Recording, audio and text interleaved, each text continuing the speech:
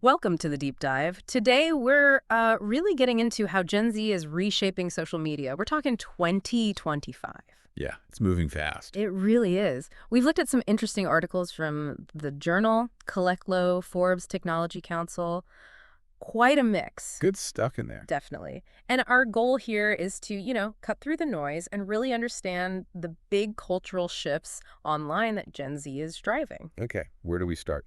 Well, what's the first thing that sort of leaps out from the sources? I think overwhelmingly it's this shift away from, Mm-hmm. you know, the super polished, perfect online look. Right. Gen Z seems to be really demanding something different.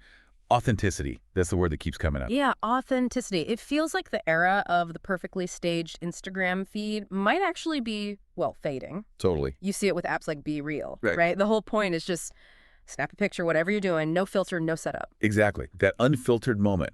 And it's not just the new apps. Even on, say, TikTok, the content that really hits, it's often raw. It's relatable. Yeah. Creators talking about their struggles, the messy behind-the-scenes stuff, not just the highlight reel. It's a huge shift. The influencers who maybe got big showing off this perfect life, now it seems like being vulnerable, being real, Yeah. that's what connects. Yeah, the journal actually mentioned that influencers are now seen as valuable for being real, not just aspirational. Which makes sense. Why do you think that is, though? What's behind it? Well, if you look at the context, it really seems like there's a kind of fatigue, a burnout with the unrealistic stuff we saw before. Mm-hmm. Gen Z grew up swimming in that curated perfection, and now they're kind of saying, enough. They want something more human. Yeah, grounded. I get that. Okay, so that's the vibe shift. What about the actual formats? Is video still dominating everything? Oh, absolutely. Short form video, your Yeah. TikToks, your Reels, YouTube Shorts, that's still king, no question. But what's really interesting in 2025 is the boom in educational micro content. Oh, yes. I've seen so much of this. These tiny little videos, like a minute long, explaining really complex stuff.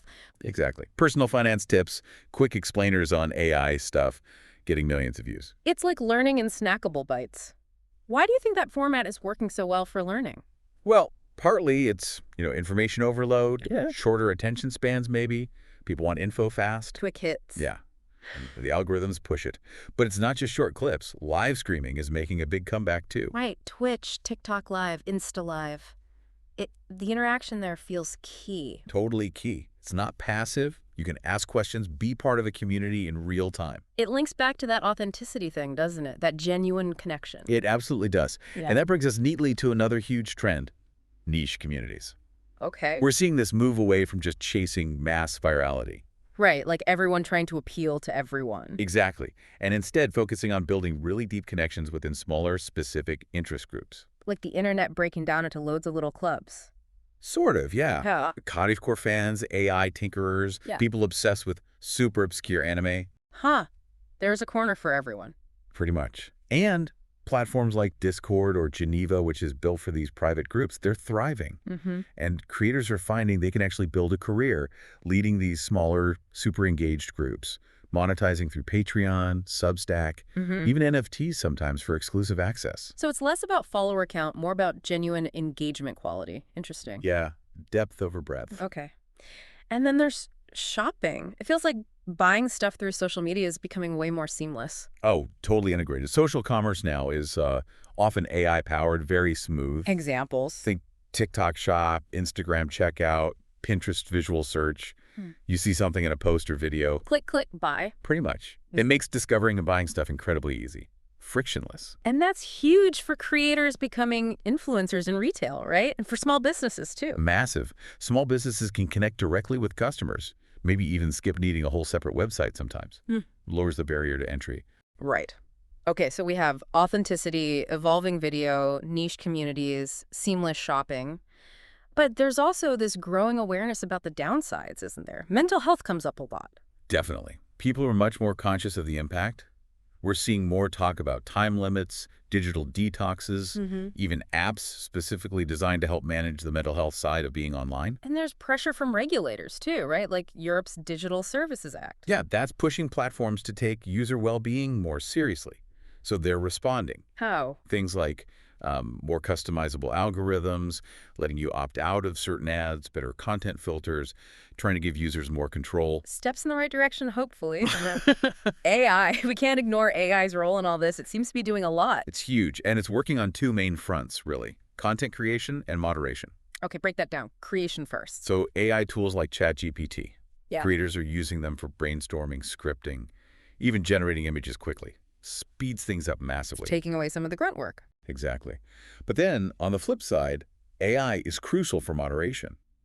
Identifying harmful content, spotting misinformation, dealing with deepfakes.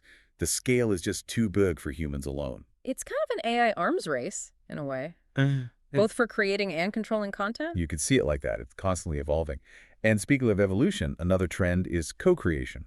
Ah, like users building on each other's stuff. Precisely. It's less about one person broadcasting, more collaborative. Like TikTok duets, Instagram remixes. Yeah, multi-host streams too. Tools that let people edit, remix, respond in real time. Makes it feel more participatory. Exactly. More dynamic, more community-driven.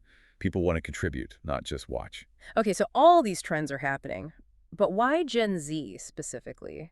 The Forbes piece really hammered this home, didn't it? They're like over 60% of TikTok users. Yeah, their influence is massive. Yeah. And the description of Gen Z is key. Diverse, educated, digitally native, really aware socially and culturally.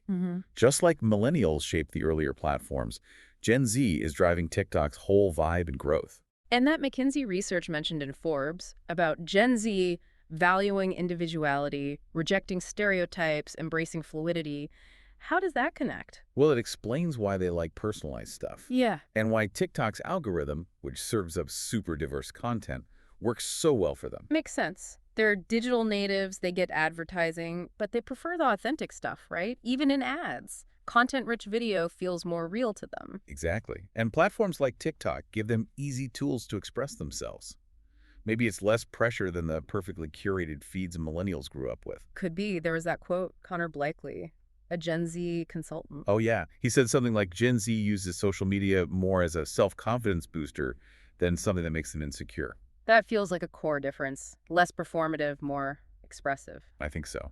And TikTok seems to get this. They're investing heavily in features, commerce, creator support, keeping that connection strong. So the platform's rise is really tied to this generation's values. Absolutely. As Forbes put it, it's not just about one app's success. It's about a whole new generation of users with different habits and expectations. Understanding them is understanding where online culture is heading. Right. So let's recap quickly. The big picture seems to be Gen Z is pushing social media towards more authenticity, less polish. Realness is key. They love diverse video formats, especially short form and microlearning, but also live interaction. And they're building deep connections in niche communities. Plus, shopping is becoming super integrated. Mental well-being is a bigger focus. AI is everywhere, creating and moderating. And co-creation is making it all more collaborative. And TikTok really surfed that wave, aligning with Gen Z values. Perfectly sums it up. They're not just users, they're the architects right now. Which leaves us with a final thought for you listening. If this is where Gen Z has taken us towards authenticity, niche connection, tech integration, what comes next? Yeah. How will the next generation redefine things? What tech, what values might shape their online world in ways we can't even imagine yet. Something to chew on. Definitely food for thought. Thanks for joining us for this deep dive.